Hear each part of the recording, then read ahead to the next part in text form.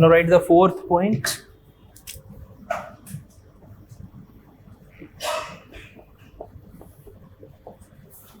Fourth point is excessive political pressure. Excessive political pressure. Excessive political pressure on the working of public sector banks. Excessive political pressure on the working of public sector banks.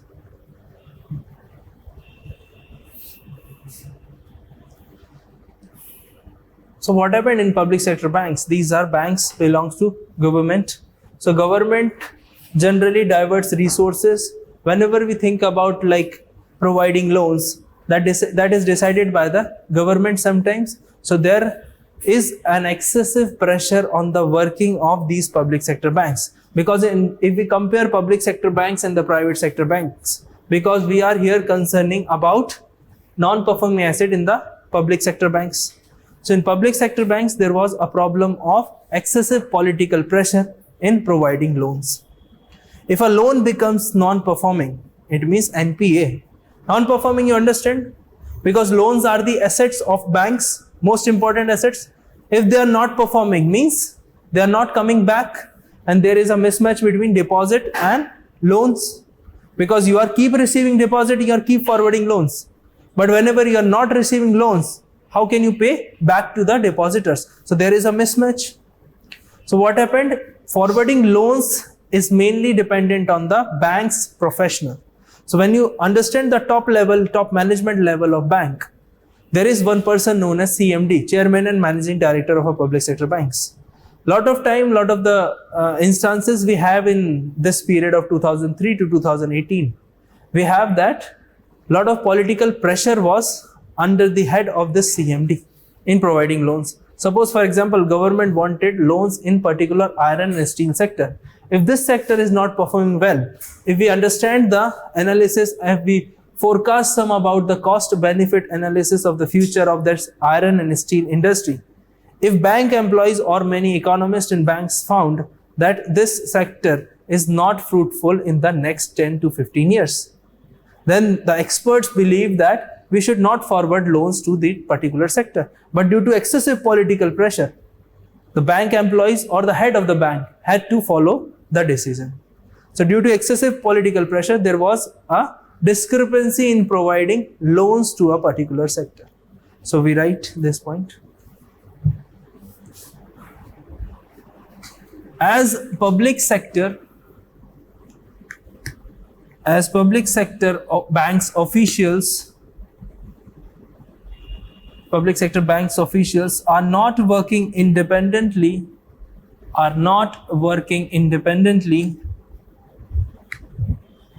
because of the political pressure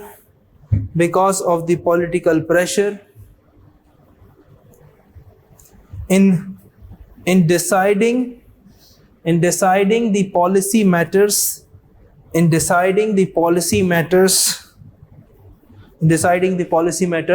as well as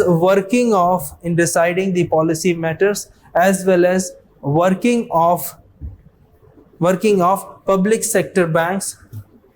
You can write PSBs, public sector banks, short form, PSBs, public sector banks. Now understand?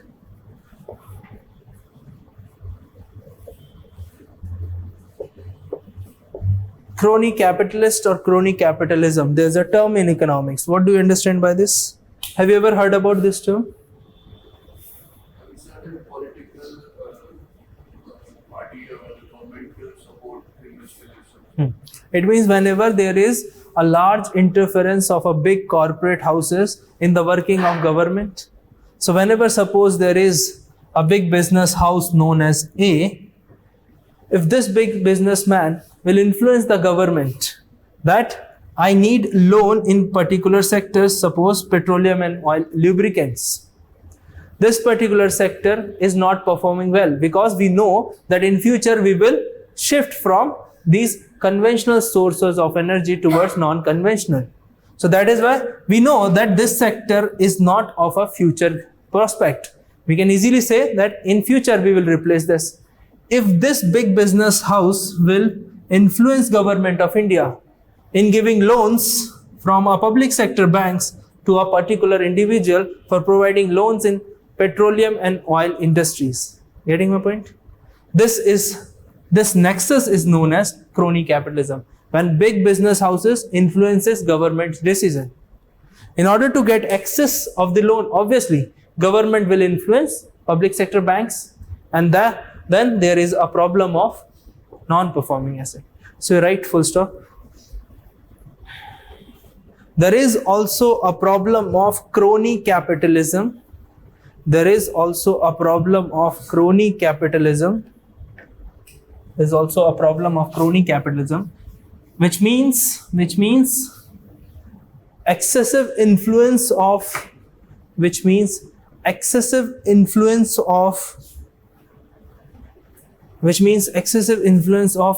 business houses,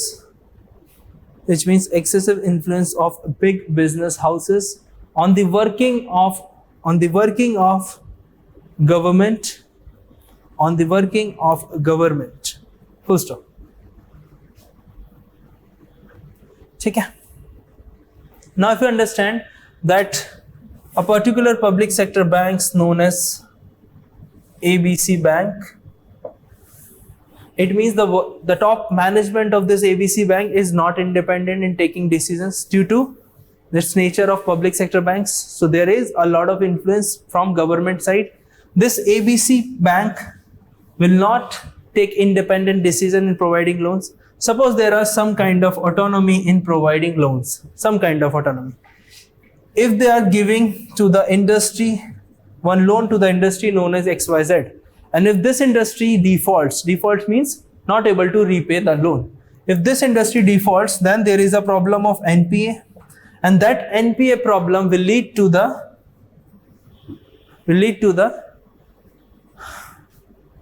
getting my point? This ABC is a bank. If the top management has some autonomy in giving loans, suppose they have given loan to XYZ firm. If this XYZ firms defaults on the loan, it means that defaulted loan is now known as non-performing asset, and this now non-performing asset will be a responsibility of this top management, top officials of the bank. Then this top management is accountable for the failure of this loan.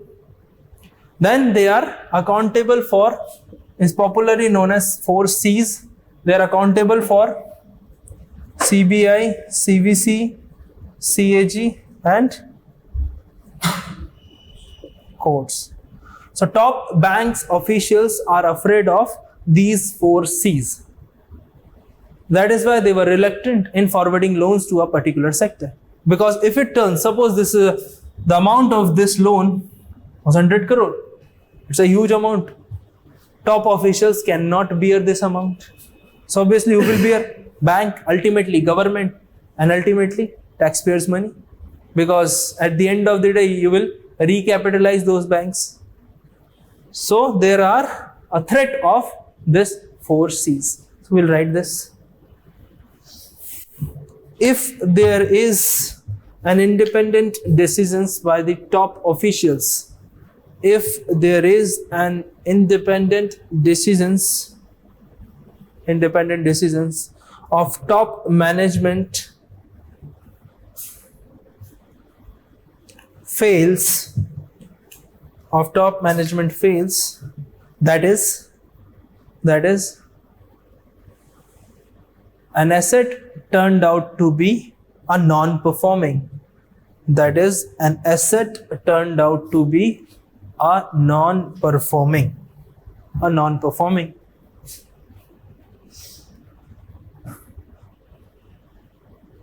Full stop. There is a threat of 4 C's. There is a threat of 4 C's that affect the independent decisions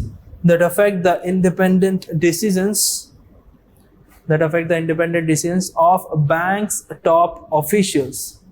of bank's top officials. Of bank's top officials. Okay. Any doubt? Now you write the 4 C's are as follows. So write these 4. 4 C's are as follows.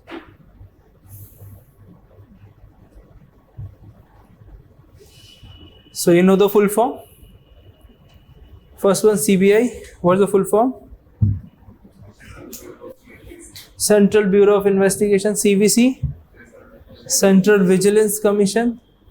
Then Comptroller and Auditor General and courts. So one of them is a constitutional body, that is CAG, and courts are also mentioned in the constitution. But first 2 bodies are non-constitutional. Extra much. लिख लिए चारों body. ठीक है. Now the next point, 5th point.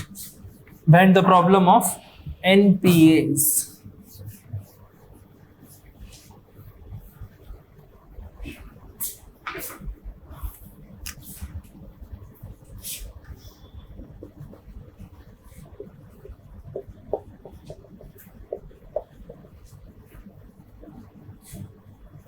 Poor project appraisal. So this is the heading. Poor project appraisal.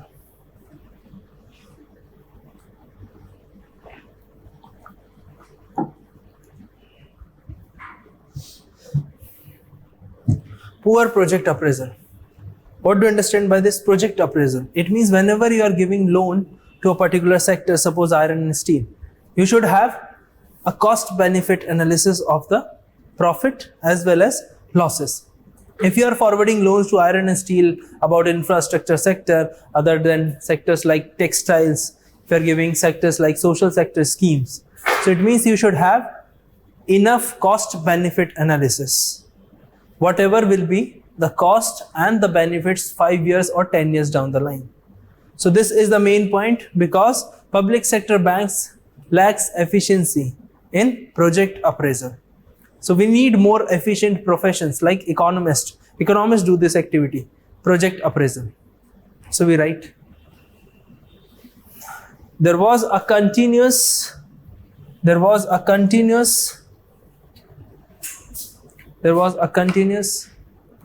wrong decisions regarding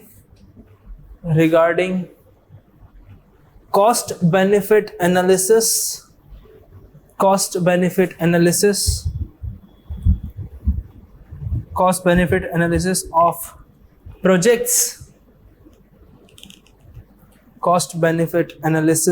of projects, that are given to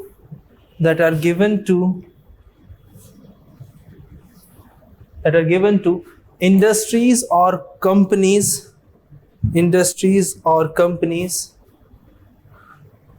during the era of economic expansion.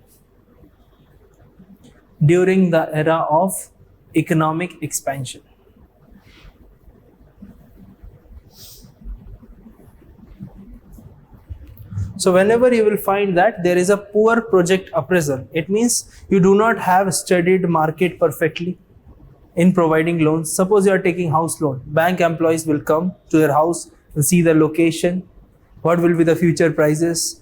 They will see their income, your income also, that if you are able to pay or not. So if you are accessing any house loan, they will make some kind of scrutiny. So that same kind of scrutiny is required when we are forwarding loans to the companies. Whenever we'll provide loans to the companies, we should have good cost benefit analysis of 5 years or 10 years down the line, because companies will take some time in order to repay the loans. Getting my point? Any doubt in this point? Nothing. Next one you write, there was an absence of 6th point. There was an absence of bankruptcy law. There was an absence of bankruptcy law.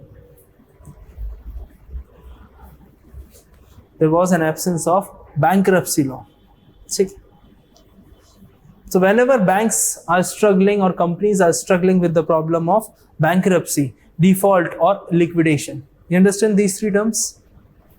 Default means whenever you are unable to repay the loan. Liquidation, whenever you are converting your capital into money or liquidity. Bankruptcy means Diwali ho jana, whenever you filed for bankruptcy, that we are not able to run the business. We are going to shut down in the future. These are the three important terms regarding non-performing asset. Did we discuss about ARC, SARFAESI Act in the last class? Right? So we'll discuss today. Okay. So there was a problem of bankruptcy law, good bankruptcy law. Recently we have a bankruptcy law known as IBC, Insolvency and Bankruptcy Code 2016. But what happened? Because the genesis is, when we trace back the genesis of NPA, it went to 2003.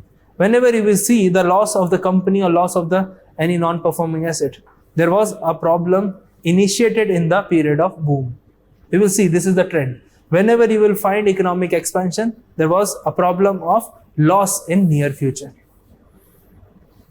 Okay. So there was an absence. So you write few lines, not very complicated. Since 2003, when banks were following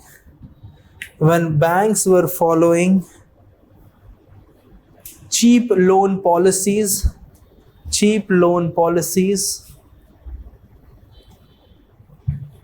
to provide a thrust to economic expansion,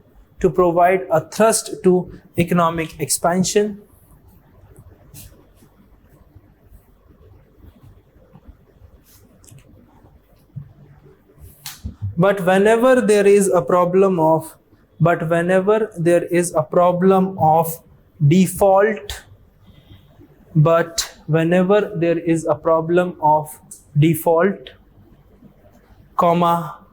liquidation and bankruptcy,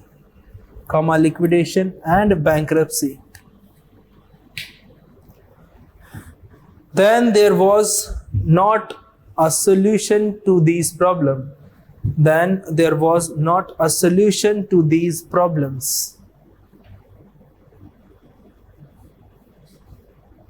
Full stop. The absence of good bankruptcy law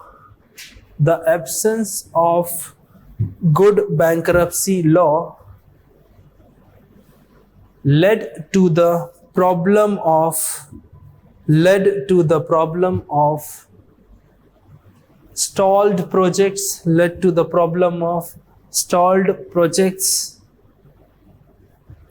time and cost overruns.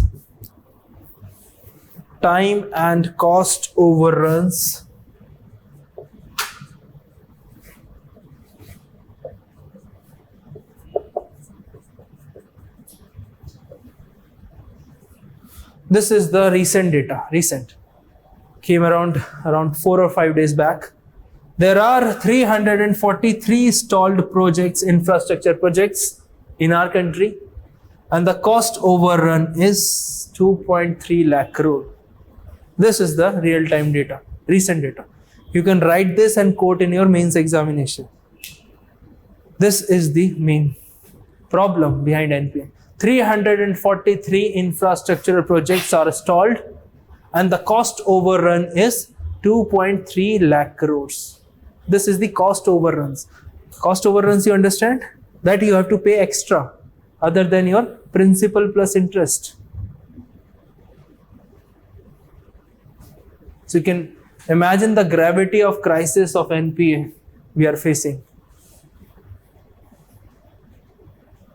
Have you written this?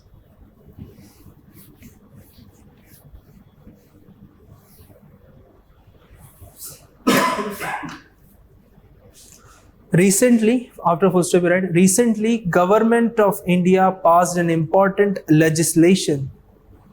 Recently, Government of India passed an important legislation.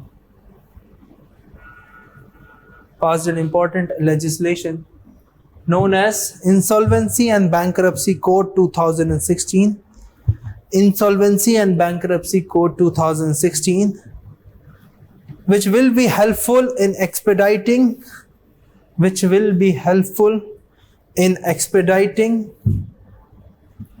the cases of bankruptcy, insolvency, cases of bankruptcy with the help of insolvency resolution professionals. With the help of insolvency resolution professionals. With a time limit of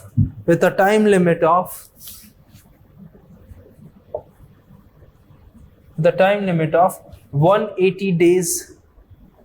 With the time limit of 180 days, and in special cases 90 days more. In special cases 90 days more.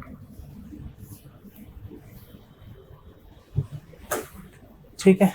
Previously the time taken for bankruptcy was around 5 to 7 years. Now you can understand the importance of this important legislation. ठीक है. When we'll discuss about the solution to these NPS, we'll discuss about Asset Reconstruction Company, SARFAESI Act and BIFR. Okay, and to the recent National Company Law Tribunal. You're finding in the current newspapers also. Okay. Any doubt till this point? Now last point. I think 7th one or 8th?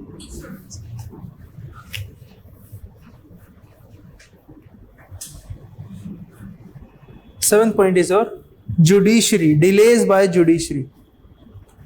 Delays caused by judiciary. Delays caused by judiciary. Now understand the system of Indian judiciary. If there is a judicial activity involved in a particular project, obviously it will take huge time because of the size of the pendency of cases that our courts are struggling with. So we were having the concept of debt recovery tribunal. It means the concept of tribunals. So what was the concept behind establishing tribunals? Just to expedite the situation, just to expedite the solution of these problems like bankruptcy, defaults and insolvency. But if one party is not satisfied with the decision of tribunal, then it will approach higher judiciary. Then what was the purpose behind tribunal is just to free up the workload from the judiciary. Now what happened if tribunals are not working well or are not efficient in disposing of quick decisions as well as accurate decisions? Then the problem is, or we can say the purpose was defeated behind establishing tribunals. So India established debt recovery tribunal right after the economic reforms of 1991. But what happened? After having debt recovery tribunal, companies are still approaching judiciary.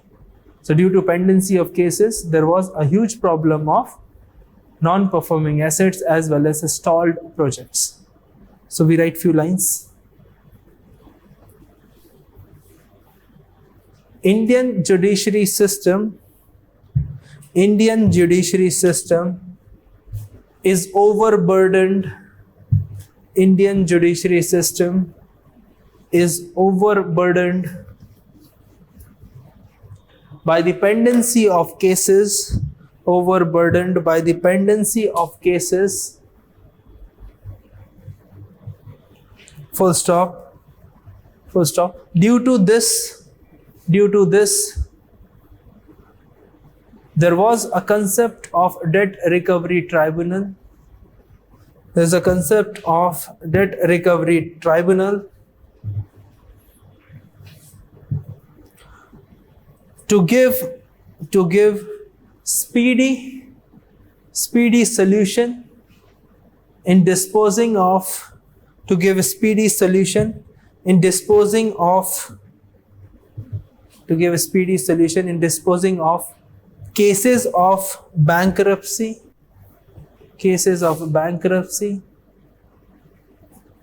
and insolvency. Full stop. But the purpose of tribunal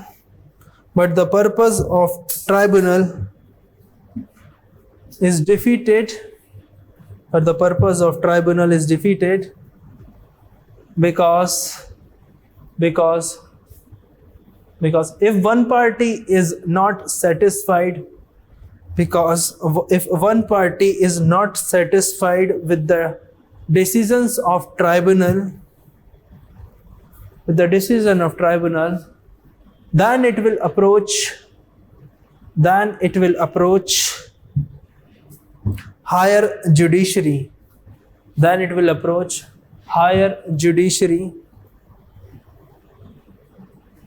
And the problem will remain as it is.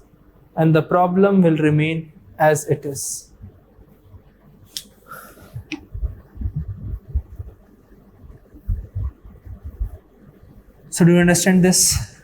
Any doubt regarding genesis of non-performing asset? No doubt.